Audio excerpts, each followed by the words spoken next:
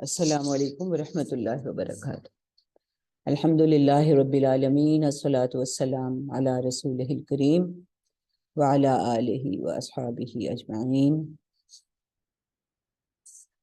تو جیسے ہم سب کو یہ معلوم ہے کہ سورہ یوسف ہماری مکمل ہو چکی ہے، تو آج اس سلسلے میں تو ہم نے کہا تھا کہ کچھ لوگ جو چاہیں یا پھر کچھ متعین افراد جو ہیں وہ اس کے بارے میں کچھ دہرائی کر لیں۔ تو سب سے پہلے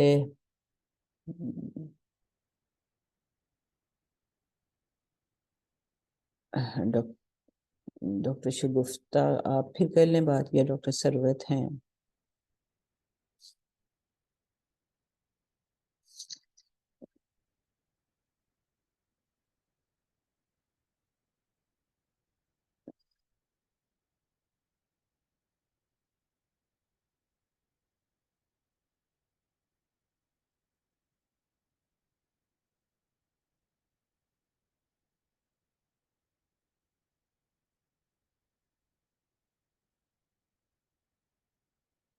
جی ثروت آپ شروع کریں بات۔ جی السلام علیکم ورحمۃ اللہ وبرکاتہ۔ وعلیکم السلام ورحمۃ اللہ وبرکاتہ۔ وہ اصل میں مجھے کہا تھا میں نے تیسرے نمبر پہ بولنا ہاں ہے، وہ پھر مجھے ابھی وہ سارے جی آئے۔ مجھے ٹائم بتا دیں، کتنا ہاں بس ٹائم ہے؟ بس 10 منٹ سب بات کر لیں۔ جی ٹھیک ہے۔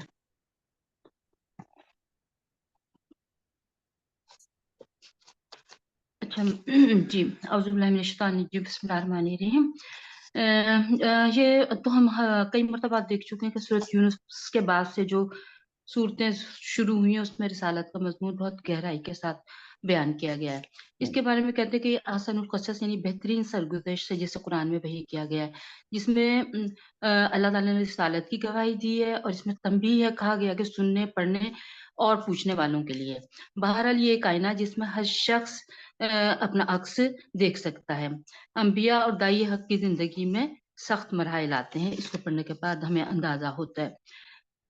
اس کے اندر بہت سے اسباق ہیں، ہم جتنے بھی ڈھونڈے جائیں اسباق ملتے ہی آتے ہیں، ختم نہیں ہوتے۔ البتہ اس کے اندر سورۃ یوسف میں جو مجھے لگا کہ وہ یہ کہ بندہ مومن اور دائی حق کو حالات کے نامساعدات اور ناموافقت سے ہرگز ہراساں نہیں ہونا چاہیے، اور اس کو استقامت سے اللہ پر توکل کے ساتھ اپنا فرض ادا کرتے رہنا چاہیے، اور نتائج جو ہیں انہیں بہرحال اللہ کے حوالے کر دینا چاہیے۔ وہ اپنی حکمت سے، اپنی قدرت کاملہ سے جب چاہے گا کامیابی کی صورتیں پیدا کر دے گا۔ ویسے بھی مومن کا اصل مطلوب اور مقصود آخرت کی سرخروئی ہوتا ہے۔ اس میں بہرحال خوابوں کے بارے میں بہت ڈیٹیل سے بتایا گیا ہے، اور اس میں جو اصول نکلتا وہی نکلتا ہے جو بتایا گیا، ان الشیطان للانسان عدو مبین، کہ شیطان انسان کا کھلا دشمن ہے۔ تو جب ہم کوئی خواب دیکھیں جن کے بارے میں کہا جاتا ہے کہ نبوت کا 40واں یا 70واں حصہ ہوتے ہیں، تو خواب کے بارے میں یہ کہا گیا 3 قسم کے ہوتے ہیں، جن میں سے ایک خواب وہ جو اللہ کی طرف سے وحی کیے جاتے ہیں۔ تو خواب جب ہم اپنا بیان کریں تو کسی عالم، عاقل، خیر خواہ اور دوست کے سامنے بیان کرنا چاہیے، اور اس کو خواب کو ہمیں ہر شخص کے سامنے نہیں بتانا چاہیے، خاص طور پر اگر ہمیں لگے کہ کوئی شخص ایسا ہے کہ جو ہماری نعمت سے جل جائے گا، کیونکہ کہا جاتا ہے نا کہ کل ذی نعمت محسود، تو ان کے سامنے اس خواب کو بیان نہیں کرنا چاہیے۔ بہرحال اچھے خواب کی اچھی تعبیر، جو خواب ہے اس کی اگر اچھی تعبیر دے دی جائے تو اچھی تعبیر ہو سکتی ہے، اور اگر بری تعبیر دے دی جائے تو بری تعبیر ہو سکتی ہے۔ اور اس میں ہمیں اپنے لیے ایک سبق یہ بھی ملتا ہے کہ اگر کوئی کسی کی ایسی خصلت ہو جس سے نقصان پہنچنے کا اندیشہ ہو، تو ایسی خصلت سے دوسرے لوگوں کو بتا دینا چاہیے کہ جن کو نقصان پہنچنے کا امکان ہو۔ اچھا، یہاں پر ہم جب دیکھتے ہیں، چونکہ یہ ٹائم تھوڑا ہے، تو اگر سب نے بہت اچھی طرح سے سنا ہوگا کہ ہمارے اگر ذہن میں ہو کہ جس طرح سے یہ پلان ہوتا ہے، اور برادران یوسف پلان کرتے ہیں کہ ان کو قتل کر دیں، یا پھر باہر ایک بھائی کہتے ہیں کہ نہیں، اس سے انہیں کنویں میں ڈال دیتے ہیں، تو یہاں ہمارے سامنے کی بات بھی آتی ہے کہ اگر 2 برائیاں ہیں، ایک بڑی ہے ایک چھوٹی ہے، اور وہ برائی جس کا ضرر کم ہو اس کو اختیار کرنا چاہیے۔ अच्छा, फिर उसके बाद आगे हम अगर चलते हैं इसमें, तो हम ये देखते हैं कि और बहुत सारे उसूल है जो निकलते हैं कि इंसान अपनी जो मर्जी कोशिश कर ले, अल्लाह ताला के अपने एक मशीयत होती है, एक अहकामात होते हैं जो साथ साथ चल रहे होते हैं। जैसे उन्होंने अपने तौर पर हजरत यूसुफ को खत्म कर दिया, लेकिन हजरत यूसुफ अलैहिस्सलाम कुएं से निकाल कर मिस्र की सिविलाइज्ड वर्ल्ड में पहुंच गए, जहां उन्होंने और आखिरकार वहां पर मसनद इक़्तिदार तक पहुंचे, और वहां अल्लाह ताला ने उन्हें नबूवत दी, इल्म दी, हिकमत दी, और तावीलुल अहादीस का इल्म दिया। तो यहाँ हमारे लिए उसूल तो यही निकलता, वल्लाहु गालिबुन अला अमरिही वलाकिन्न अक्सरन नासी ला यअलमून। और अल्लाह अपने फैसलों को नाफिज करने पर पूरी तरह कादिर है, लेकिन अक्सर लोग इस हकीकत को नहीं जानते। फिर हमें कभी कभी यूं लगता है कि जैसे सजा जो है, हमें सजा मिल गई, हमारे ऊपर सख्ती आ गई, हमारे ऊपर बुरे हालात आ गए, लेकिन हकीकत ये होता है कि कभी कभी सजा जो होती है हमारे हक में रहमत बन जाती है। जैसे हम देखते हैं कि जब हजरत यूसुफ अलैहिस्सलाम अजीज मिस्र के घर में रहते हैं, और वो अजीज मिस्र ने कहा होता है कि इनको अच्छे तरीके से रखना, क्या पता हम बेटा बना लें। यहाँ रहते हुए जब एक मुद्दत गुजर जाती है, तो उसके बाद वो वाकया पेश आता है कि जिसमें हजरत यूसुफ अलैहिस्सलाम को अजीज मिस्र ने गुनाह की दावत दी, जिससे वो अपनी इफ्फत इस्मत को बचा गए। तो यहाँ हमें यही पता लगता है कि अगर दिल में ईमान हो, इखलास हो, सिद्क सिद्क हो, तो अल्लाह ताला बेहयाई से बचा लेते हैं। और ये एक हकीकत है कि बदी में बहरहाल अट्रैक्शन होती है, और जब भी कोई ऐसी मुश्किल आए, तो अल्लाह ही से मदद मांगनी चाहिए। और अपनी इस्मत और इफ़्फ़त या को बचाने के लिए या मासियत के मुकाबले में जिस तरह हमने देखा कि उन्होंने कैद को तरजीह दी, तो रसूल हमें यही निकलता कि जितने भी बड़े बुरे हालात हों, हमें अल्लाह से मदद मांगनी चाहिए और अल्लाह ही से पनाह तलब करनी चाहिए। और मजीद ये कि अगर किसी ने हम पर एहसान किया, तो हमें मोहसिन के एहसानात को याद रखना चाहिए। यहाँ पर कुछ बातें और भी मजीद मिलती हैं कि ऐसी जो मोहब्बत है, या ऐसी जो महफिल है, या ऐसी जो औरतों की खलवत है जिसमें फितने का अंदेशा हो, उससे अपने आप को बचा कर रखना चाहिए। जैसा कि हमें इस वाक़े में नजर आता है कि हजरत यूसुफ ने अपने आप को बचाने की भरपूर कोशिश की। और एक ऐसा मौका जब कभी ऐसे हालात आ जाएं जहां इंसान को फितने का डर हो, या अपनी इफ़्फ़त को बचाने का डर हो, तो वो वहां से भागने की पूरी कोशिश करनी चाहिए। जैसे हम देखते हैं कि हजरत यूसुफ अलैहिस्सलाम बचने के लिए उसकी तरफ गए, दरवाजे की तरफ दौड़े। फिर ये कि मासियत के मुकाबले में बाज दफा जैसे हमें लगता है ना कि वो मुसीबत है, जेल मुसीबत है, या कैद मुसीबत है, या किसी अगर हम खुशी या खुशहाल हालात में रह रहे हैं, वहां से हम तंग हालात में जाना हमारे लिए बेहतर है, बजाय इसके कि ऐसे हालात में रहें जहां हमें हमारी इस्मत को, या हमारी इखलास को, या हमारे तकवा को नुकसान पहुंच सके। फिर जब हम देखने का, तो यूसुफ ने कहा कि इससे मुझे बहुत बेहतर है, जब उन्होंने दुआ की, ए रब, जिस चीज की ये लोग मुझे दावत दे रहे हैं, इसकी निस्बत कैद खाना मुझे ज्यादा पसंद है। अगर तूने उनकी चालों को मुझसे दफा ना किया, तो कोई अजब नहीं कि मैं उनकी जानिब माइल और जज्बाती रोह में बह जाने वालों में से हो जाऊं। तो इस मौके पर इस मौके पर उन्होंने कैद खाने को कबूल किया। तो कैद खाना भी अगर हम देखें कि जाने के बाद उन्होंने ये नहीं कि कोई गम मनाया, कोई दुख मनाया, उन्होंने वहां से अपनी तबलीग का आगाज कर दिया। वहां उन्होंने दावत दी, तबलीग दी, पूरी तौहीद और दीन की हकीकत और इबादत का हुक्म जो है वो वाजे किया। और यहाँ पर एक बात और भी समझ आती है कि उनके अंदर जो जहानत थी, उस जहानत की बिना पर उन्होंने कैदियों को पहचाना, और हमें अपनी दावत और तबलीग देते हुए सामने वाले की जहानत और कैफियत को अपनी नजर में रखना चाहिए। बाजी मेरा टाइम हो गया।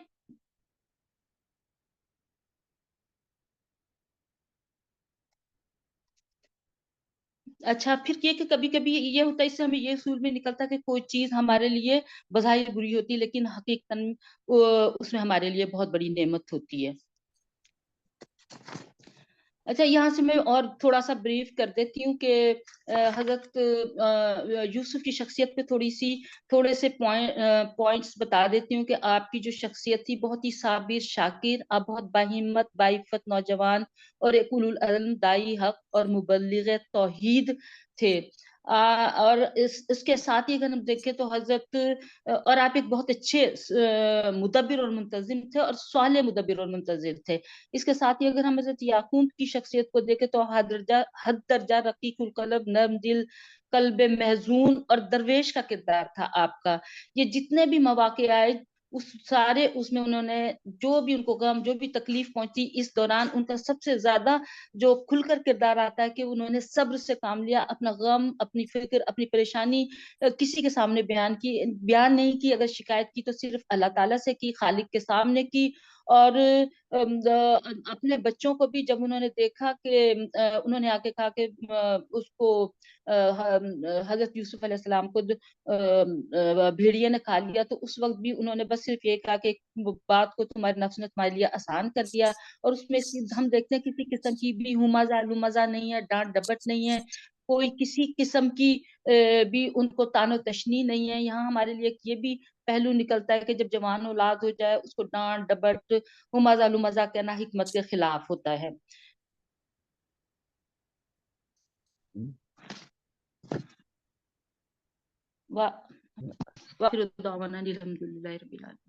اچھا، یہاں پر اشکو بسی و حزنی کی بات آئی ہے. یہاں پہ میں تھوڑا سا یہ وضاحت کر دوں کہ یہ جو انبیاء علیہ السلام کا اشکو ہوتا ہے، یہ لوگوں کی شکایتیں نہیں لگاتے کہ دیکھیں اللہ میاں فلاں نے میرے ساتھ کیا کر دیا، دیکھیں ذرا بیٹے میرے کتنے بدتمیز ہیں، کتنے انہوں نے میرے ایک بیٹے کو جدا کر دیا. لوگوں کی شکایتیں نہیں ہوتی. شکایت اپنی ہوتی ہے. اپنی یہ کہ مولا دیکھیں مجھے بے صبری ہو رہی ہے، مولا صبر دے دیں، مولا مجھے بہت ہی غم لگ رہا ہے، مولا میرے اس غم کی تشفی کر دیں، مولا. مطلب اپنی کیفیات جو ہے نا اس کی شکایت جو ہے وہ ٹھیک ہے. لوگوں کی شکایتیں جب کریں نا تو وہ کہتے ہیں وہ مجھے بھی پتہ ہے، میں دیکھ رہا ہوں انہیں، تو تم اپنی بات کرو، اپنے آپ کو ٹھیک رکھو.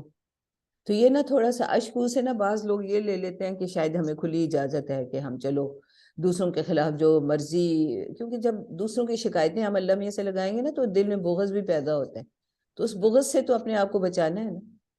تو اس لیے تھوڑا سا یہ اشکو بسی و حزنی جب ہوتا ہے تو اپنے حزن اور اپنی شکایت جو ہے وہ لوگوں کی شکایت نہیں ہے، لوگوں کے رویوں کی شکایت نہیں ہے، لوگوں کے رویوں کے مقابلے میں اپنی کیفیت جو پیدا ہو رہی ہے اس کی شکایت ہے کہ مولا ذرا مجھے صحیح طرز عمل اختیار کرنے کی توفیق عطا فرمائے. یہ تھوڑی سی. اچھا ڈاکٹر سعدیہ ڈار، آپ السلام علیکم ورحمۃ جی اللہ وعلیکم وبرکاتہ. السلام ورحمۃ جی اللہ وبرکاتہ. جی جی جزاک اللہ، آپ نے عشق و بستی کو بہت اچھی طرح سے ایکسپلین کر دیا. میں نے نئی کلاسز میں آپ کی لے تو نہیں سکی، لیکن جو میرا تھوڑا سا پریویس نالج اس حساب سے انہوں نے کہا تھا فرزانہ جی نے، اگر اس کو ہم تھوڑا سا، میں نے 2-3 الگ پوائنٹس میں ڈیوائڈ کیا ہے. لائک سورہ یوسف میں اگر شخصیات اور کردار کو دیکھیں تو ایک طرف حضرت یوسف علیہ السلام ہے، ایک طرف حضرت یعقوب علیہ السلام کا کردار ہے، دوسری طرف ان کے بھائیوں کا کردار ہے. اور اس پہ الگ الگ میں بات کرتی ہوں، لیکن فی الحال میں صرف ہیڈنگس بتا رہی ہوں. دوسری طرف کچھ ڈیفینیشنز ہیں، جیسے آپ نے ابھی کہا اشک و بستی ایک محسن ہے، ایک صبر جمیل کیا چیز ہے، یہ کچھ ڈیفینیشنز پہ بات کرنی ہے، اور نفس امارہ کے بارے میں. اور تیسری طرف اقتدار کی قابلیت کے معاملے میں بات ہے، اور اس کے ساتھ ہی انکلوڈیڈ ہے عمرہ کی خرابیاں، جو ہمیشہ سے ہر معاشرے میں جب اقتدار مل جاتا ہے، جو ایلیٹس ہوتے ہیں ان کا یہ کردار رہتا ہے. ایک اور چیز ہے جو اوور آل اس سٹوری کا جسٹ ہے کہ جب بھی ٹرائلز آتے ہیں یا کوئی سچویشنز ہوتی ہیں لائف میں، تو اس وقت آپ کا اپنا کردار اہم ہوتا ہے. معاملات باہر کچھ بھی ہو رہے ہو، سچویشن کچھ بھی ہو، تو آپ نے محسن بن کے رہنا ہے، اور یہ یقین کہ آخر کار جیت حق کی ہوگی. ورنہ کیا ہوتا ہے کہ بیچ میں کوئٹ کر جاتے ہیں کہ حق تو چلتا نہیں اور ہم پس رہے ہیں، تو ہم بھی انہیں کی طرح کرتے ہیں جیسے باقی سب کر رہے ہیں. اور جو ہے اس ساری جتنی بھی سچویشن پیش آ رہی ہے اس میں ایک مومن مرد کی انفرادی اور اجتماعی ذمہ داری بہت بہترین طریقے سے سمجھ میں آ رہی ہے. ہمارے ہاں مردوں کی تربیت پہ کوئی اتنا خاص دھیان نہیں ہوتا، عورتوں نے، تم لوگوں نے اگلے گھر جانا ہے، تم لوگوں نے کرنا ہے.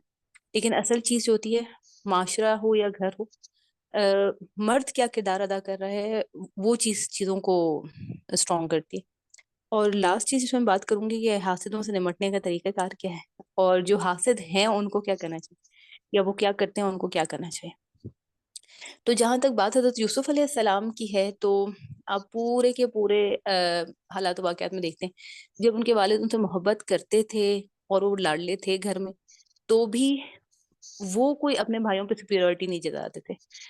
جب ان کو کنویں میں ڈال دیا گیا تو انہوں نے بھائیوں سے کوئی اس طرح کا دل میں بوجھ نہیں رکھا. اور ان سب چیزوں کا نتیجہ ایک ہی نکلتا ہے کہ اللہ تعالیٰ کا ایسا قرب مل جاتا ہے کہ وہاں سے پھر انڈیکیشن آنی شروع ہو جاتی ہیں کہ اب کس طرح بہیو کریں. جب ہماری فطرت میں وہ چیز ہوتی ہے صالح پنا، تو اس وقت جو ہے پھر اللہ تعالیٰ اس چیز سے پھر گائیڈ کرتا ہے کہ کوئی بھی سچویشن آ جائے تو ہم اپنا وہ کردار لوز نہیں کرتے.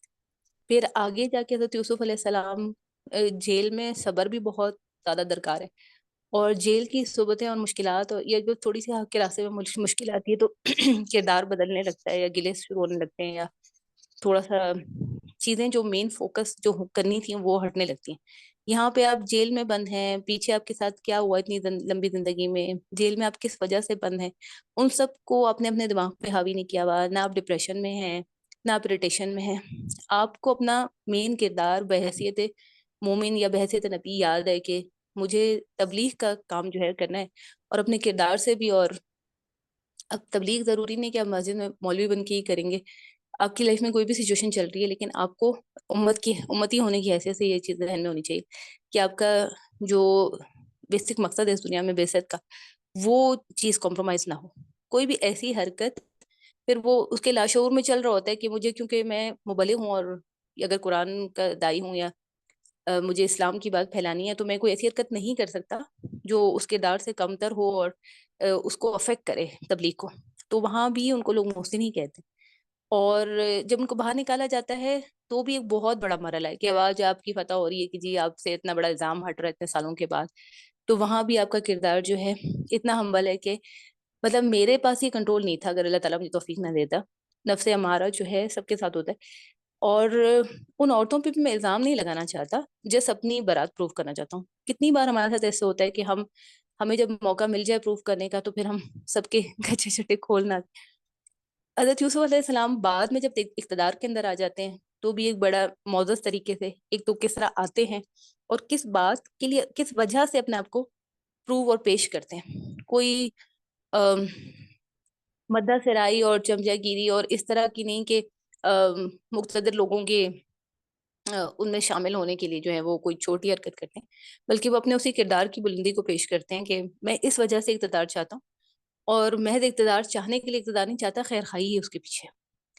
اور اینڈ پہ جب ان کے والدین سب آ جاتے ہیں اور وہ سوتیلی والدہ ہی تھی نا، تو وہ کہتے کہ صرف بس والد کو بلا لو اور چھوٹے بھائی کو بلا لو، لیکن انہوں نے ان سب لوگوں کو واپس وہی مقام مطلب یہاں دوبارہ انہوں نے اپنا محسن ہونا پروف کیا، اور یہ پروف کیا کہ میں آج بھی کوئی گرج نہیں رکھتا. اور یہ ارفا بلتی یا احسن کی بہت بہترین مثال ہے. اور ان سب کو پھر اقرار کرنا پڑا جو اتنے سخت مخالف تھے کہ مارنے پہ تیار تھے. اور حاسدوں کو ڈیل کرنے کا بھی یہی طریقہ ہے کہ آپ جو ہیں ان کو آپ یہ پروف کریں کہ مجھے تم سے کوئی گرج نہیں ہے، میرا دل تمہاری طرف سے صاف ہے، میں تم سے ہمدردی رکھتا ہوں، خیر خواہی. اور آپ صلی اللہ علیہ وسلم کی حدیث کے مفہوم کے مطابق کہ مومن ہوتا ہی وہ ہے جو خیر خواہ ہو دوسروں کا. اب بات حضرت یعقوب علیہ السلام کی ہے. ایک والد کی سچویشن یا پیرنٹس ہوتے ہوئے جو ہے والد اور والدہ کی سچویشن ایسی ہوتی ہے کہ ہم اتنا برداشت نہیں کر سکتے، بہت زیادہ فرق کر دیتے ہیں بچوں کے اندر.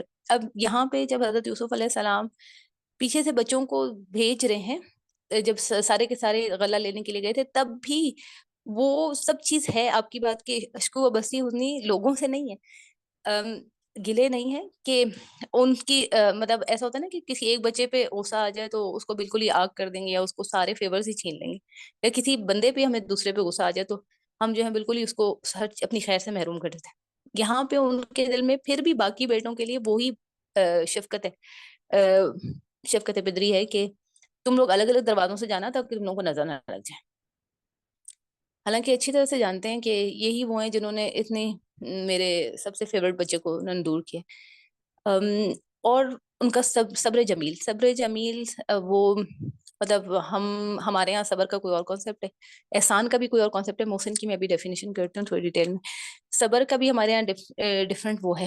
ہم جب سب کچھ حالات کنٹرول سے باہر ہو جاتے ہیں صبر کر ہی تو لیا ہے اور سب کچھ بول دیتے ہیں، جبکہ حدیث کا مفہوم یہ کہ پہلے صدمے کے پہلے اس پر آپ کو ریئیکشن اپنا کو اسٹاپ کرنا ہے. اور پھر جمیل جو ہے اس کے ساتھ بھی اس کو میں ایکسپلین کرتا ہوں. تو حضرت یعقوب علیہ السلام کے کردار میں کہ گھر میں کوئی ایسا میس نہیں مچایا ہوا کہ وہ جو سچویشن چل رہی ہے وہ ساری ٹینس ہو جائے.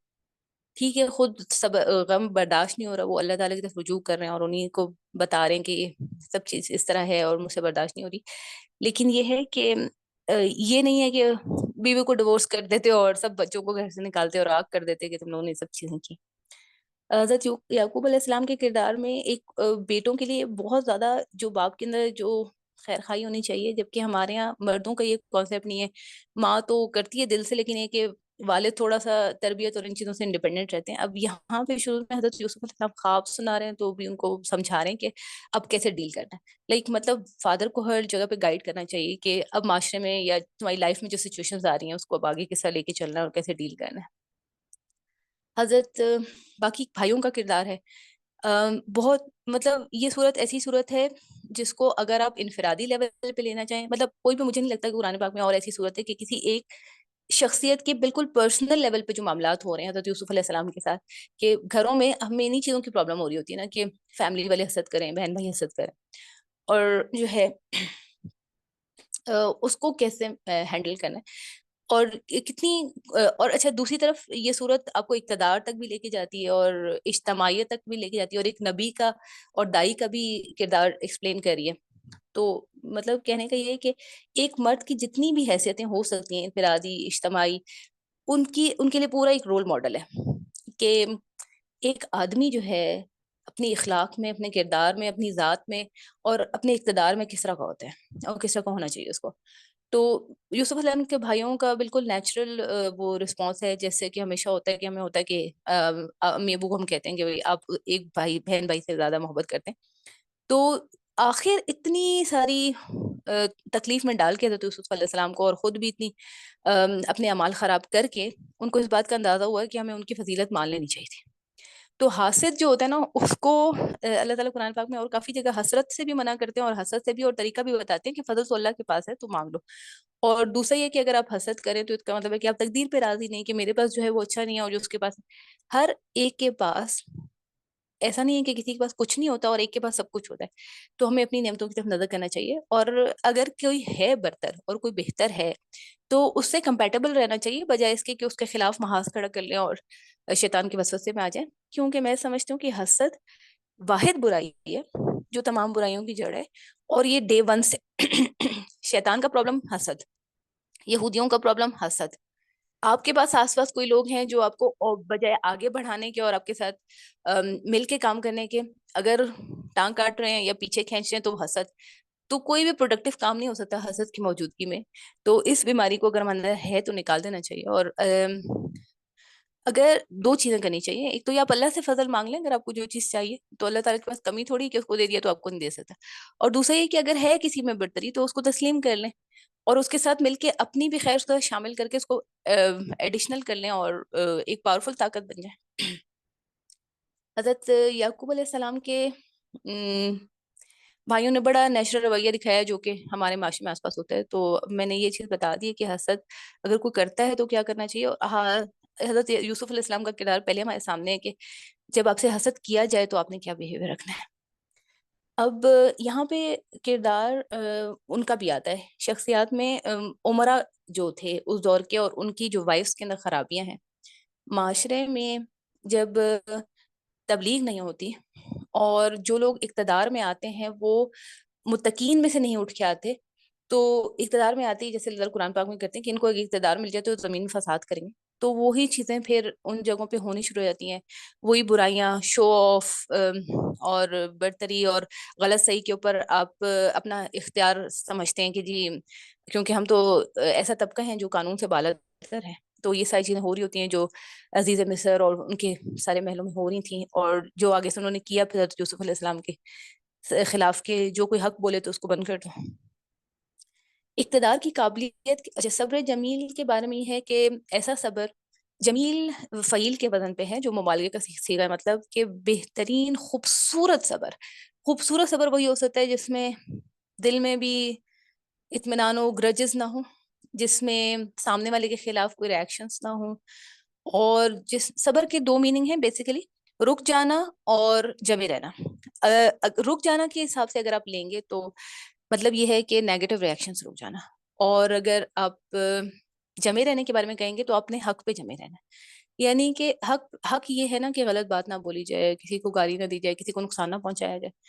اور پھر اس کے ساتھ انہوں نے صبر کی ان بلٹ میننگس کے ساتھ ہی جمیل شامل کر دیا کہ وہ اتنا خوبصورت, اور لوگ کہیں کہ اگر صبر کرنا ہے تو پھر اس طرح کا کرنا چاہیے. تو یہ بہت بڑا ایسا کہ مطلب اور معاملات میں صبر شاید مجھے لگتا ہے, میں جیسے لوگوں کو دیکھتی ہوں کہ شاید تھوڑا سا ایزی ہوتا ہے, اولاد کے معاملے میں صبر شاید تھوڑا بہت زیادہ مشکل ہوتا ہے. تو آپ نے اپنے اتنے چہیتے بیٹے کے معاملے میں جس طرح سے اتنے سالوں صبر کیے رکھا, اور کوئی اپنے گھر والوں سے کوئی بدلہ نہیں لیا, کوئی برا بھلا نہیں کہا, تو یہ ہے صبر جمیل اگر ہمیں سیکھنا ہو. اور محسن کی ڈیفینیشن کے اندر یہ چیز شامل ہے کہ احسان سے ہے. محسن وہ جو احسان کرے, اور اب ہمارے یہاں احسان کا بھی بڑا عجیب سا کانسیپٹ ہے, بڑا احسان کر رہے ہو ہمارے ذہن میں وہ چیز آتی ہے, لیکن احسان حسن سے ہے, حسنا, اور جس کا اور جیسے ہم حسین کے ورڈ کو سمجھتے ہیں تو بہت ہی خوبصورت کوئی چیز, تو یہاں پہ احسان محسن وہ ہوتا ہے جو جس کے کام کا ظاہر اور باطن جو ہے نا بہت ہی خوبصورت ہو. باطن کام کا کیا ہوتا ہے, نیت خالصتاً اللہ تعالیٰ کی رضا ہو, اور بالکل نیک نیتی سے کوئی کام کیے جائے. اور ظاہر جو ہے آپ مطلب ہمارے یہاں ایک چیز لیک کرتی ہے ہمیشہ, اگر ہم نے کوئی چیز بہت پریزنٹیبل بنا دی ہے تو اس کے پیچھے جو ہے نیت ذرا کرپٹ ہوتی ہے کہ جی لوگ دیکھیں کہ میں کس طرح ہوں, آخرت کی نیت نہیں ہوتی, تو وہ محسن وہ حسین کام نہیں ہوتا, ڈیفینیشن پہ پورا نہیں آتا. اور یہ پہلی وہ صورت تھی جب میں نے قرآن پاک کی تفسیر شروع کی, تو مجھے جب سیکھنا تھا تو پہلی صورت میرے سامنے سورہ یوسف ہی آئی, اور اس کے بعد پھر میں دیکھتی رہی کہ متعدد بار قرآن میں, اور لاسٹ میں جب میرے پاس فرسٹ پارہ آیا تو میں نے دیکھا کہ جنت میں جانے کے لیے اسلم وجہہ وہو محسن, یہ بہت بڑی شرط ہے کہ آپ محسن ہو. محسن ہم ویسے ہی عام سچویشنز میں نہیں ہوتے, تو ایسی ٹف سچویشنز کے اندر محسن رہنا تھوڑا سا اور مشکل ہوتا ہے, اور ہمارے پاس یہی جواز ہوتا ہے کہ حالات سازگار نہیں ہیں, اور زمانہ خراب ہے, اور تبلیغ کے لیے جگہ مناسب نہیں ہے, اور آج کل کے دور میں تو ہو نہیں سکتا, اور بڑے ایک اور ہم نے بڑا بنایا ہوا ہے کہ پاکستان میں تو جو ہے سب جائز ہے. مطلب ہم غلط کو بھی ایکسیپٹ نہیں کرتے, مطلب غلط کے لیے جواز نکال لیتے ہیں, اور محسن نہیں رہ پاتے. یعنی کہ ہر بار, ہر وقت, ہر سچویشن میں آپ سے جو کچھ صادر ہو رہا ہے اس کے اندر احسان کا فیکٹر شامل ہونا چاہیے, یعنی کہ اس کے اندر نیت خالصتاً اللہ تعالیٰ. اچھا, اس کا فائدہ سب سے بڑا یہ ہوگا کہ اگر آپ کے اندر احسان کی, محسن کی صفت پیدا ہو جاتی ہے, آپ محسن بن جاتے ہیں, تو آپ کا کام کبھی رکتا نہیں ہے. ورنہ یہ ہوتا ہے ہم کہتے ہیں بہت کر کے دیکھ لیا اس بندے کے ساتھ, ہاں اس بڑے احسانات ہیں اس کے, ابھی اس نے جو آگے میرے ساتھ صلح کیا نا, وہ جو ہے وہاں پہ صلح کی امید نہیں رہتی, کیونکہ آپ کی نیت صرف اللہ تعالیٰ کی رضا ہوتی ہے. اس وجہ سے آپ کام کو پرفیکٹ کر رہتے ہو, تو آپ کرتے ہی رہتے ہیں, چاہے آپ کے ساتھ سامنے والا کیسے بھی بہیو کرے. اقتدار کی قابلیت کے بارے میں دو چیزیں حضرت یوسف علیہ السلام کے امین, اور یعنی کہ ان کو اپنے کام میں مہارت بھی ہے, ایکسپرٹیز بھی ہیں, اسکلس ہیں, اور آپ اپنے کام میں اتنے پرفیکٹ بن جائیں کہ آپ ناگزیر ہو جائیں. ورنہ ہمیشہ یہی شکایت رہتی ہے کہ سفارش نہیں چل رہی, یہ نہیں کرا. بٹ ہم یہ نہیں دیکھتے کہ وی لیک دیٹ اسکلس. ہم اس بات پہ روتے ہیں کہ اس کو کیوں سیٹ دے دی. ٹھیک ہے, جب سارے نہ حائل ہیں تو پھر سفارش والی کو سیٹ ملے گی, لیکن اگر آپ ہیں, پروف کر سکتے ہیں اپنے آپ کو, اور دوسرا کہ آپ امانت دار ہو اس اپنے مالک کے ساتھ بھی, سب سے بڑی بات کہ جو ہے آپ کا خالق اور مالک اس کے ساتھ, تو پھر آپ کو کوئی بھی جو ہے نا نان مسلم ہو, آپ کے دشمن ہو, وہ آپ کو پیچھے نہیں کریں گے کام سے, بیکاز ایوری بڈی وانٹس کہ کوئی بندہ ہمیں جو ہے امانت دار مل جائے ہمارے کام کے لیے, وہ خلوص سے کام کرے اور کام کے اندر ایکسپرٹ ہو. تو یہ ایک ایسی کوالٹی ہے جس سے ہمارے ساتھ رونے ختم ہو سکتے ہیں, کہ اگر ہمیں کوئی جگہ چاہیے تو ہمیں کوئی ہٹائے گا نہیں. یہ ہے ٹھیک ہے, معاشرے میں بہت سی چیزیں ہیں کہ حاسد آپ کو آپ کے خلاف محاذ بنا دیں گے, لیکن فائنلی سب کو سمجھ میں آ جاتی ہے, اور جیت آپ ہی کی ہوگی اگر ہمیں توکل ہو اللہ تعالیٰ. لاسٹ بات میں کروں گی کہ وہی بات جو میں نے کی تھی کہ ایک مرد کی ایکچوئل جو ہے کردار کس طرح کا ہونا چاہیے, اور ہم جن ہیروز کو ہیروز بنائے ہوئے ہیں, یا ہمارا یوتھ یا ہمارے میلز جن چیزوں کو آئیڈیلائز کر رہے ہیں کہ جی ہم بڑی بڑی گاڑیوں میں بیٹھ کے ان کی ویلنگ اور اسکیٹنگ کر رہے ہیں, اور ڈریس ہمارا ہو, اور ہمارے ایٹیٹیوڈز ہوں, اور ہم انہی سے لوگوں کو امپریس کریں, اور اندر سے کھوکھلا حساب کتاب ہے, تو ان کو یہ دیکھنا چاہیے. اب ہمارے یہاں جواب بڑا فضول سا جواب ہوتا ہے لڑکوں کا کہ جب لڑکیاں تیار ہو کے دکھا رہی ہیں تو ہم کیوں نہ دیکھیں. تو پھر حضرت یوسف علیہ السلام اتنے خوبصورت, اور उनको तो कुछ कहने वाला भी नहीं था, क्योंकि वो तो इक़्तिदार में थी औरत, वो तो खुद सेव कर सकती थी उनको। तो उनके और कोई आस-पास फैमिली भी नहीं थी और कोई माशरा भी नहीं था जो उनको कल को जो है मलामत कर सकता। तो यहाँ पे एक आदमी अपनी इनफरादी हैसियत में अपने किरदार को कैसे महफूज रखता है, सिर्फ औरतों के लिए नहीं है कि वो अपनी शर्म और हया का ख्याल रखें और इन चीज़ों से बच के रहें।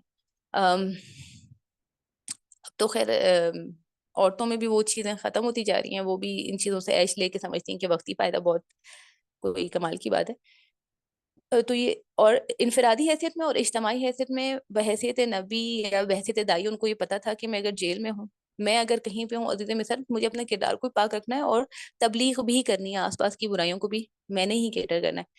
और फाइनली ये है कि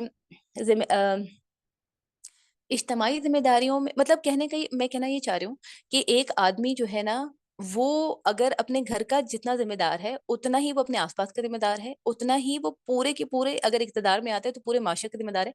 हज़रत अबू बकर सिद्दीक़ हों, कोई भी खुलफ़ाए राशिदीन हों या बाद में आने वाले मुसलमान खलीफ़ा हों, उन्होंने ये प्रूव किया कि उनको ज़िम्मेदारी देती चली गई। यानी हज़रत अबू बकर सिद्दीक़ ने जब पहली बार इस्लाम एक्सेप्ट किया, तो फिर उन्होंने अपने आस-पास जितने उनके क्लोज़ फ्रेंड्स हैं, उनको अपने घर को देखा।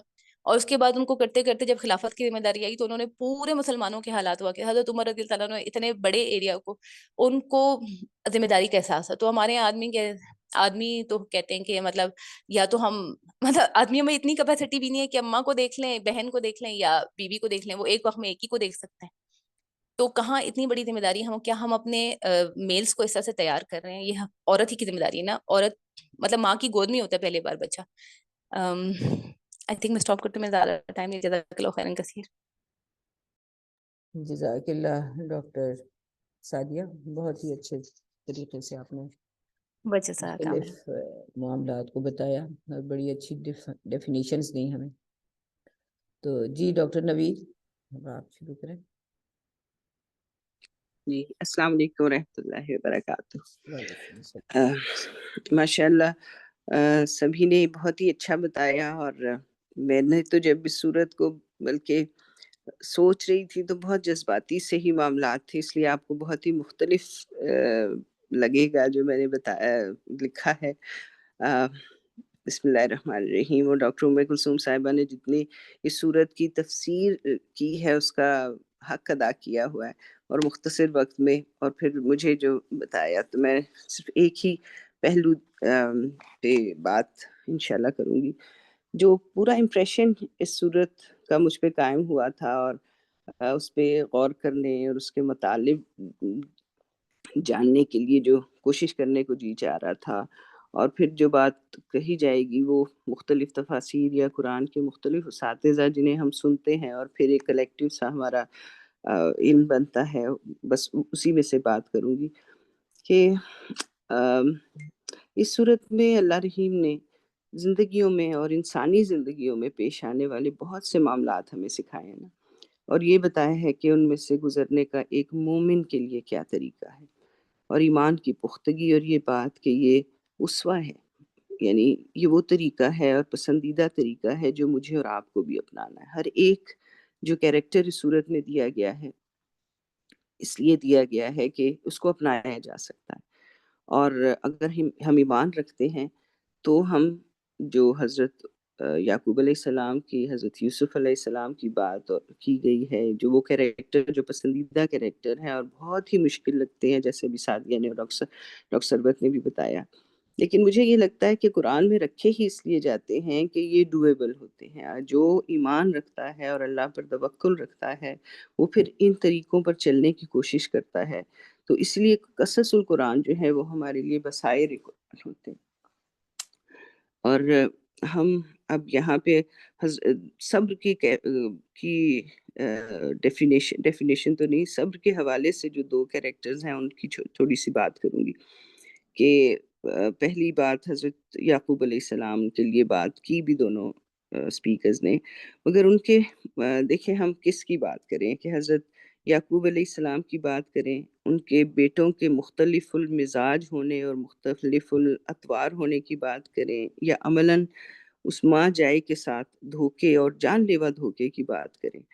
घर से दूर, अपनों से दूर मुसाफ़तें जितनी भी हज़रत यूसुफ़ अलैहिस्सलाम ने गुज़ारी, اور پھر وہ کاف والے قید کی بات کریں یا قاف والے قید کی بات کریں، اور یہ کہ زندگی کیا کیا رنگ ہمیں دکھاتی ہے، کردار کتنے خوبصورت سالڈ رنگ میں ہو سکتا ہے جو حضرت یوسف علیہ السلام کا کردار دکھایا جاتا ہے، اور جس میں وہ پھر آخر کہتے ہیں کہ میں حفیظ بھی ہوں اور علیم بھی ہوں، مطلب ہے عزت و عصمت کی حفاظت کے بعد جس پوسٹ کے لیے وہ جاتے ہیں یا کہتے ہیں اس میں اپنے آپ کو حفیظ اور علیم بھی کہتے ہیں۔ لیکن سب سے پیارا استعارہ جو صبر کا ہے حضرت یعقوب علیہ السلام کی صورت میں، اس کا کچھ اور ہی رنگ نظر آتا ہے نا۔ اللہ کے نبی ہیں، خواب کو پہچان بھی گئے ہیں کہ کیا دکھایا گیا ہے بیٹے کو، مگر جب دھوکے سے بیٹے کے جدا ہونے کی خبر پہنچتی ہے تو صبر کرتے ہیں۔ اس پہ بھی مجھے یہ لگ رہا تھا سعدیہ نے ایک اور رخ سے صبر کا بتایا کہ ایک بزرگ والد ہیں تو ایک کڑیل جوانوں کا پورا جتھا ہے جو ان کے ارد گرد ہے، اور وہ آ کے ایک سٹیٹمنٹ دیتا ہے، اور وہ دونوں ہی باتیں جانتے ہیں کہ اللہ تعالیٰ کی رضا شاید جو جس کا آخر انہیں دکھایا گیا ہے کہ چاند سورج سجدہ ریز ہیں، جو ہونی شدنی ہے وہ ہو کے ہی رہنی ہے، تو وہ اس پہ صبر کرتے ہیں، اور پھر یہ کہ زبان سے شکوہ بھی نہیں کرتے کہ صبر جمیل، اور جب کہتے ہیں تو بس یہ کہتے ہیں کہ قال بل سولت لکم نفسکم امرا فصبر جمیل واللہ المستعان علی ما تصفون، اور جمیل جو فعیل والی بات تھی کہ یہ کچھ ایک وقت کا صبر نہیں ہے نا، یہ مسلسل کا صبر ہے، اور ہم حضرت یعقوب علیہ السلام کے سلسلے میں یہ دیکھتے ہیں کہ وہ سالوں پر محیط ہے، وہ سال جن کی تعداد انہیں خود بھی معلوم نہیں، مگر ایک اور رخ جو ہے اس کا یہ ہے کہ ایک مرد ایک باپ ہونے کے باوجود اولاد کی جدائی میں رویا جا سکتا ہے، اور باپ کا دل سب سے پیاری اولاد کے لیے آنسو بلکہ خون کے آنسو رو سکتا ہے، اور یہ بھی ہو سکتا ہے کہ میں سوچ رہی تھی کہ یہ بھی ہو سکتا ہے کہ ان بیٹوں کو آس پاس پھرنا یوسف کی یاد بھولنے ہی نہ دیتا ہوگا جو اس کی جدائی کا سبب تھے، اور انہیں دیکھ دیکھ کر زخم ہرے بھی رہتے ہوں گے، اتنے یہاں تک کہ رو رو کے آنکھیں سفید ہو گئی۔ اور مجھے ایک چیز اور جو اس صورت کو بار بار پڑھتے ہوئے لگ رہی تھی کہ اللہ تعالیٰ نے کہیں بھی یہ نہیں کہا کہ یوسف نے بے صبری کی ہے، وہ ناشکرا ہو گیا ہے یا اس نے نافرمانی کی ہے، کتنے رونے کا ذکر ہے نا ان کا، صبر کے باوجود ہے لیکن روتے تو ہیں، اور اتنا کہ وہ فزیکلی آنکھیں سفید ہو گئی۔ تو اللہ کی کتنی رحمت مجھے اس میں نظر آتی ہے کہ اس نے ہمارے لیے یہ گنجائش چھوڑ دی ہے کہ غم کیا جا سکتا ہے، غم زدہ ہونا عین فطرت کا حصہ ہے، بس دل کی کیفیت بندے اور اس کے رب کے بیچ میں ہے، جو حال بھی ہے، جیسے ابھی ڈاکٹر ام کلثوم نے کہا کہ اشک و بسی و حزنی والی جو بات ہے کہ کسی اور کو نہیں بتانا، بس اللہ کے سامنے اپنے کو کھول دینا ہے، رو دینا ہے، اس کے آگے اپنی مجبوری، اپنی بیٹے کی محبت، اس ساری کیفیات اور دوسرے بیٹوں کے ظلم کو بھی اللہ ہی کے سامنے رکھنا ہے۔ تو اس کا مطلب ہے کہ ہم رو بھی سکتے ہیں لیکن ہم شکوہ کرنے یا اس کو زبان پہ اس صورت میں لانے کے اللہ سے شکایت ہو وہ نہیں ہے۔ اور پھر یہ کہ یوسف علیہ السلام کنویں میں ہے، پاس ہے، مگر باپ کو خبر نہیں ہوتی، اور کہاں پھر جب کنعان سے کرتا چلتا ہے کہ میری باپ کی آنکھوں پہ ڈال دینا، اور خوشبو یعقوب علیہ السلام کو اپنی لپیٹ میں لے لیتی ہے کہ مجھے یوسف کی خوشبو آ رہی ہے، اتنا بس سوچنے اور جذباتی سی والی یہ بات ہے کہ کیسی کیفیت ہوتی ہوگی ان کی کہ مجھے اپنے بیٹے کی خوشبو آ رہی ہے، اور بیچ میں کتنے سالوں کا فرق ہے نا، اور پھر بھی اس بیٹے کی خوشبو محفوظ ہے، اور پھر کہیں وہ صبر کا جو بھیگا سفر میں کہتی ہوں کہ حضرت یعقوب علیہ السلام نے کیا وہ اختتام کو پہنچتا ہے، اور اس صورت میں کہ اللہ وہ کہتے ہیں الحکم الا للہ علیہ توکلت علیہ فلیتوکل المتوکلون، یہ ایک ایمان والوں کے لیے توکل کرنے اور پھر کیے ہی چلے جانے کی جو حضرت یوسف علیہ السلام نے ہمیں اس میں سبق دیا کہ صبر تو ہے، توکل کے ساتھ ہے، غم تو ہے، کیا بھی جا سکتا ہے مگر صرف اللہ کے سامنے ہے، وہ غم اتنا ہے کہ روتے ہوئے آنکھیں سفید ہو جاتی ہیں، اس کے باوجود اس کے دامن کو نہیں چھوڑا جاتا۔ اور دوسری طرف حضرت یوسف علیہ السلام ہے، قید خانہ ہے، اور قید خانہ اللہ کی فرما برداری کے نتیجے میں ملی ہے. ساتھی ساتھ کے ساتھ رہا ہو رہے ہیں، وعدہ کر کر کے جا رہے ہیں کہ بادشاہ سے ذکر کریں گے، اور یوسف کی بے گناہی کا مگر بھول جاتے ہیں. مطلب ایک فرد جو ہے بھول جا رہا ہے، اور دوسرا فرد جو ہے وہ اس کی قید لمبی ہی لمبی ہوئی چلی جا رہی ہے، اور قید بھی پھر لمبی سے لمبی اللہ بزرگ و برتر کی مرضی سے ہے. تو ہم ضرور یہ سوچتے ہیں کہ حضرت یوسف علیہ السلام اس قید میں رہتے ہوئے بھی کیا سوچتے ہوں گے کہ ایک بے گناہی ہے اور ایک ظالم معاشرہ جو ہے اس میں کیسے رہا جا سکتا ہے. جو ابھی سعدیہ نے کہا نا کہ ہم ارد گرد کا معاشرہ جب دیکھتے ہیں تو اب ہم کیا ہی کہیں کہ بے گناہی جو ہے وہی گناہ بنتا چلا جاتا ہے. کس کے لیے؟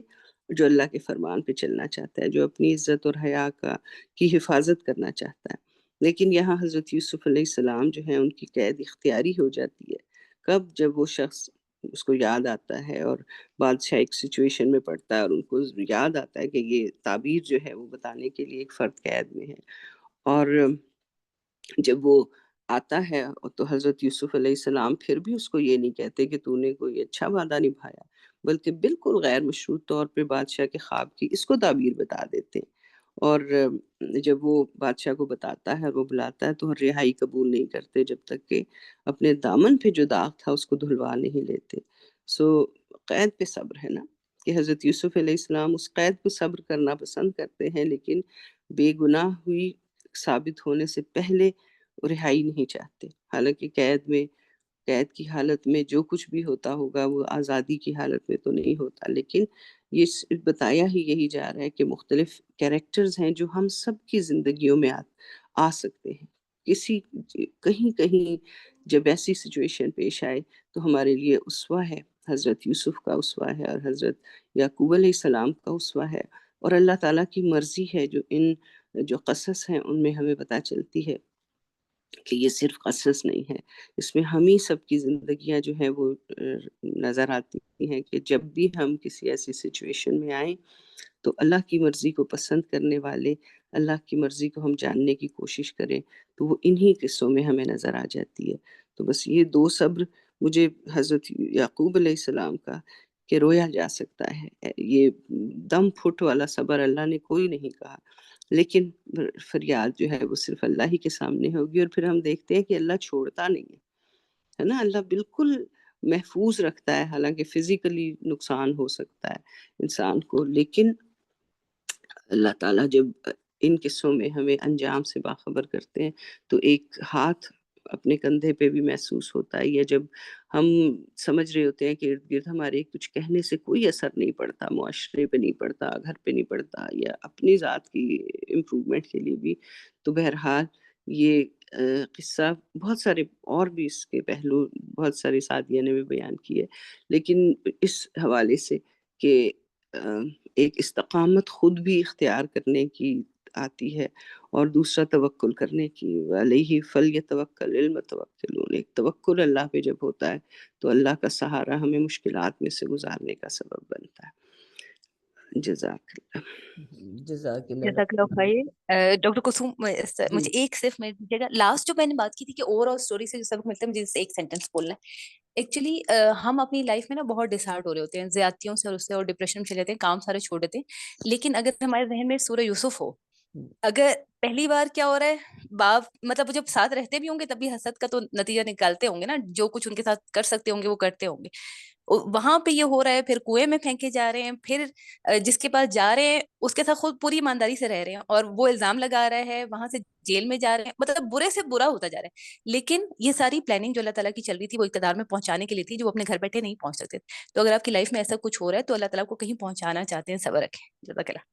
جزاک اللہ. اچھا ڈاکٹر شگفتہ، آپ بھی اگر کچھ ایڈ کرنا چاہیں تو.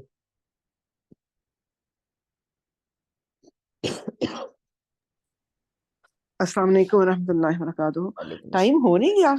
ہاں چلیں 2-4 منٹ جو کوئی اگر کوئی اور پوائنٹ آپ اضافہ کر سکو تو کر لو. ان الحمد للہ نحمدہ ونستعینہ ونستغفرہ. اچھا، میں نا صورت یوسف کو تھوڑا سا اور اس لحاظ سے دیکھ رہی تھی کہ جو 3 صورتیں ہم نے پڑھی ہیں، صورت یہ ہے یونس، सूरत उसके बाद हमने देखी थी हूद और सूरत यूसुफ में। थोड़ा सा अगर हम गौर करें तो दोनों तीनों का आगाज जो है ये हो रहा है अलिफ लाम रॉ से ना, और उसके फौरन बाद जो आयत आ रही हैं, जैसे सूरत इसमें थी यूनुस में तिलका आयातुल किताबिल हकीम, और उसके बाद सूरत हूद में है अलिफ लाम रा किताबुन उहकिमत आयातुहु सुम्मा फुस्सिलत मिन लदुन हकीमिन खबीर अल्लाह तअबुदू इल्लल्लाह इन्ननी लकुम मिन्हु नज़ीरुन व बशीर। और ये जो सूरत यूसुफ हमने पढ़ी है, और इसमें भी आप देखें कि सूरत शुरू हो रही है अलिफ लाम रा तिलका आयातुल किताबुल मुबीन। और ये जो है इसमें अगर थोड़ा सा हम इसका ज़माने नज़ूल भी देख लें कि ये सूरत जो है सूरह यूसुफ ये रसूलुल्लाह सल्लल्लाहु अलैहि वसल्लम की नबूवत के 12वें साल में नाजिल हुई, और ये सूरत हूद के फ़ौरन बाद ना। और ये वो वक्त है जिसमें रसूलुल्लाह सल्लल्लाहु अलैहि वसल्लम के कत्ल के मंसूबे बन रहे थे, और ये सोचा जा रहा था कि कैसे इनकी दावत को ख़त्म किया जाए। और कुरैश जो हैं वो रसूलुल्लाह सल्लल्लाहु अलैहि वसल्लम पर बहुत ज़्यादा जुल्म सितम जो है वो ढा रहे थे ना। और उस वक़्त उनका जो है एटीट्यूड अगर आप देखें कुफ़ार का बिल्कुल रसूलुल्लाह सल्लल्लाहु अलैहि वसल्लम उनके साथियों के साथ ऐसा ही था जैसे कि हज़रत यूसुफ अलैहिस्सलाम के भाइयों का था ना। और इस सूरत का जो मुझे फ़ील होता है ना कि इसमें रसूलुल्लाह सल्लल्लाहु अलैहि वसल्लम को मक्का फ़तह होने और उसके बाद आपके इस्लाम के गालिब होने की एक खुशखबरी भी दी गई है कि जिस तरह कुरैश यूसुफ अलैहिस्सलाम के भाई जो हैं एक वक्त आया कि वो बिल्कुल यानी आ गए आप सल्लम के पास यानी सॉरी हज़रत यूसुफ अलैहिस्सलाम के पास एक अरसे के बाद जब उनको इक़्तिदार मिला, तो इसी तरह कुरैश मक्का जो है जब मक्का फ़तह हुआ है तो किस तरह रसूलुल्लाह सल्लल्लाहु अलैहि वसल्लम के पास वो आ गए ना फिर। और सूरत हूद में आपने देखा होगा कि अ, कौमों की हिलाकत का ज़िक्र करने के साथ अंज़ार का पहलू जो है उसमें गालिब था ना कि अल्लाह ताला ने डराया था। और सूरह यूसुफ में अगर आप गौर करें तो इसमें मुश्किल हालात के बाद अल्लाह ताला ने एक जो है तबशीर का पहलू कि उसे कहा कि भाई हर मुश्किल मुश्किल के बाद क्या है कि अल्लाह ताला की तरफ से आसानियाँ भी आती हैं और अल्लाह ताला अपने दीन को गालिब भी करता है। और एक और चीज़ जो मुझे इस सूरत में लगी कि एक दाई के लिए किसी भी वक्त जो है वो अपनी दावत से गाफिल नहीं होना चाहिए कि जिस वक़्त कैद में है तो ज़रा मौका मिलता है ख्वाब की ताबीर बताने का, तो उन्होंने उस वक़्त भी जो है तौहीद की दावत दी ना कि वे अल्लाह के अलावा कोई और नहीं कि जो इस कायनात वो कंट्रोल भी करता है और फैसले जो हैं वो भी उसी के चलते हैं ना। और मुझे यूँ लगता है कि जैसे फिर ना अपनी ये ख्वाब की तावील बताते हुए भी उन्हें जो है शुक्र अल्लाह अल्लाह ही का अदा करें, है ना? जैसे उन्होंने क्या कहा रब्बी कद आतैतनी मिनल मुल्क व अल्लमतनी मिन तावील अहादीस, कि जब भी कोई नेमत मिले तो उसको हमें यही कहना चाहिए कि ये मुझे काबिलियत की वजह से नहीं बल्कि ये अल्लाह ने मुझे अता की ना। और इसकी अब मैं मुख्तसरन ये कहूँगी कि इसमें अल्लाह ताला ने इस सूरत में मुशरिकीन मक्का से और उसके बाद हमसे मुतालबा किया कि हमें हज़रत यूसुफ अलैहिस्सलाम के किस्से से जो है इबरत और नसीहत जो है वो हासिल करनी चाहिए कि जो जो मुखालिफिन जो है अगर आप के साथ बुरा सलूक भी करते हैं तो हमारा तवक्कुल जो है वो सिर्फ अल्लाह पर होना चाहिए। और रसूलुल्लाह सल्लल्लाहु अलैहि वसल्लम की ज़िंदगी में अगर आप देखें कि जिस तरह बरादरान यूसुफ का सलूक था हज़रत यूसुफ के साथ, कमो बेश इसी तरह का सलूक जो है मुशरिकीन मक्का का रसूलुल्लाह सल्लल्लाहु अलैहि वसल्लम और सहाबा के साथ था ना। किस तरह आप सल्लल्लाहु अलैहि वसल्लम को शाब अबी तालिब के 3 साल का अगर आप ज़माना देखें, फिर गारे सौर में आपको पनाह लेनी पड़ी जब वो निकले हैं वहाँ से। फिर आप रसूलुल्लाह सल्लल्लाहु अलैहि वसल्लम को भी हदायत की गई कि वो हज़रत यूसुफ की तरह दावत तौहीद का काम एंडिंग में अगर आप इसको देखें तो क्या कहा अला बसीरतिन, यानी उसके साथ जारी रखें ना। और फिर आखिर में जो बात की गई कि जैसे वो कुफ़ार कहते थे कि भई रसूल एक आम आदमी जो है वो पैगंबर नहीं हो सकता, तो कहा कि जितने भी रसूल आए हैं وہ سارے انسان ہی تھے، اور رسول اللہ صلی اللہ علیہ وسلم جو ہے وہ بھی ایک انسان ہے، اور ان سے جو ہیں اولو الالباب، جو اولو الالباب ہیں ان کو چاہیے کہ اس پہ غور و فکر کریں، اور انہیں اس قرآن کی دعوت جو ہے اس پر ایمان لانا چاہیے۔ تو یہ تینوں صورتوں میں مجھے بات لگی نا کہ اس میں بار بار جو دعوت دی گئی ہے وہ ہے قرآن کی دعوت، نا کہ قرآن کو پڑھو، سمجھو اور اس پر عمل کرو نا۔ ربنا تقبل منا انک انت السمیع العلیم وآخر دعوانا ان الحمد للہ رب العالمین۔ جزاک اللہ ڈاکٹر شگفتہ۔ تو سعدیہ ہارون نے کچھ کہنا ہے؟ جی سعدیہ، آپ اپنا مائک کھول لیں۔ السلام علیکم۔ جی وعلیکم السلام۔ مجھے ایک بات یاد آ رہی ہے، شاید آپ نے ہی بتائی تھی پہلے، کہ بعض اوقات کچھ افراد کے ساتھ جو معاملے پیش آتے ہیں اس میں اللہ تعالیٰ کی ایسی مشیت ہوتی ہے کہ بندہ خود بھی مطلب اللہ پہ توکل کرے، اسی پر اعتماد رکھے تو صحیح ہے۔ مثلا جیسے یہ جو حضرت یوسف علیہ السلام کو کنویں میں ڈالا گیا تھا، تو اس کا مقصد یہ تھا کہ جو بعد میں جو مصر میں لاکھوں انسانوں کو، ہزاروں انسانوں کی موت ہونی تھی قحط سے، اس سے اللہ نے بچانا تھا ان افراد کو۔ تو ایک فرد بعض اوقات اقوام پر بھی، یعنی بعض میں آنے والے حالات میں بھی اس پہ یعنی اثر انداز ہو سکتا ہے، اور یہ ہر کام میں اللہ کی مشیت ہوتی ہے۔ تو یہ بس میں نے بات کہنی تھی کہ ہمیں وہ باتیں سمجھ نہیں آتی ہیں، باتیں تو اللہ تعالیٰ ہی اللہ کی باتیں اللہ ہی جانتا ہے، بس اس پہ کامل بھروسہ رکھنا چاہیے۔ یہ بس میں نے کہنا تھا۔ جزاک اللہ، اہم پوائنٹ ہے یہ۔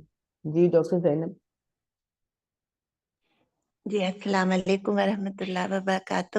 بس میں مختصر عزیز مصر کے کردار پہ میں تھوڑا کمنٹ کروں گی کہ وہ جیسے ہی وہ سنتے اس کو حضرت یوسف علیہ السلام کی طرف سے اس کے خواب کی تعبیر اور پھر اس کے ساتھ وہ پلاننگ ساری کی وہ اطلاع ملتی ہے، تو وہ فوراً وہ ایک یقیناً ایک مردم شناس حکمران ہے جو ان کے حضرت یوسف علیہ السلام کی ذہانت اور پلاننگ سے متاثر ہوتا ہے، اور جیسے اور فوراً اس کے ذہن میں یہ خیال آتا ہے کہ ایسے شخص کو تو میرے مشیران میں شامل ہونا چاہیے، اور وہ فوراً وہ حکم دیتا ہے کہ ان کو لے کے آؤ میرے پاس نا۔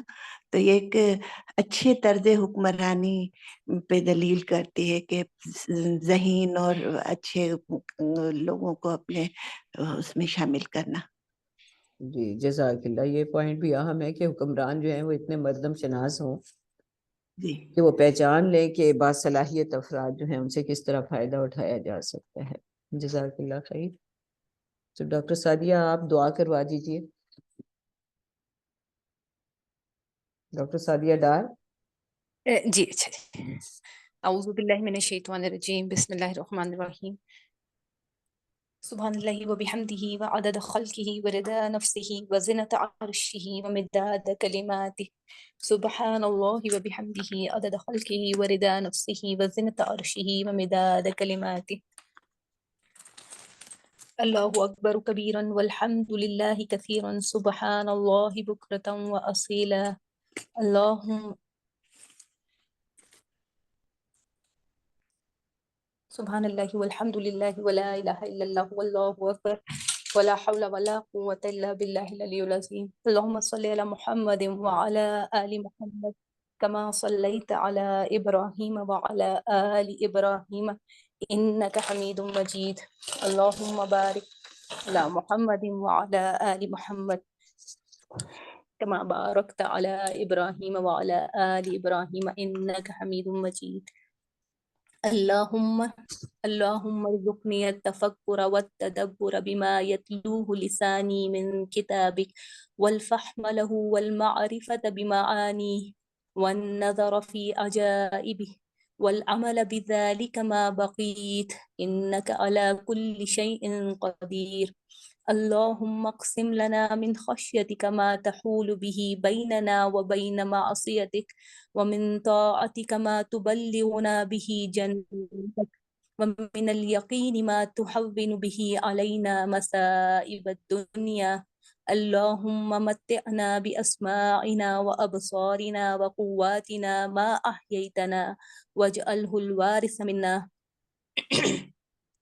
واجعل ثأرنا على من ظلمنا وانصرنا على من عادانا ولا تجعل مصيبتنا في الدنيا ولا تجعل الدنيا أكبر همنا ولا مبلغ علمنا ولا تسلط علينا من لا يرحمنا سبحانك اللهم وبحمدك نشهد أن لا إله إلا أنت نستغفرك ونتوب إليك. جزاک اللہ خیر.